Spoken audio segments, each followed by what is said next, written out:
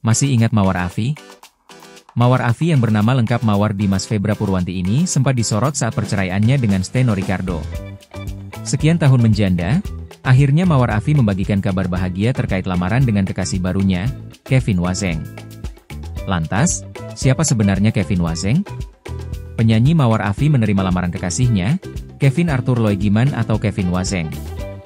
Melalui media sosialnya, Mawar membagikan momen bahagia saat dilamar Kevin di sebuah restoran.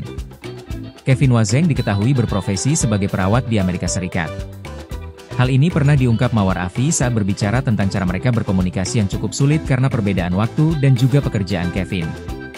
Selain itu, Kevin diketahui juga berstatus sebagai warga negara asing, WNA. Kevin Wazeng mulai tinggal di Amerika Serikat sejak tahun 2007.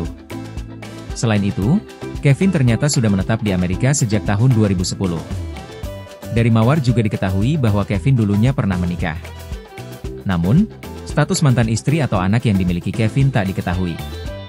Mawar dan Kevin saling mengenal setelah bertukar pesan melalui direct message, DM. Sampai akhirnya, Kevin mantap untuk melamar sang kekasih untuk melangkah ke pelaminan. Dihimpun dari beberapa sumber, pernikahan keduanya digadang-gadang akan dilangsungkan di Indonesia. Kendati menikah di Amerika, keduanya sepakat untuk menampilkan identitas Indonesia saat pernikahannya nanti.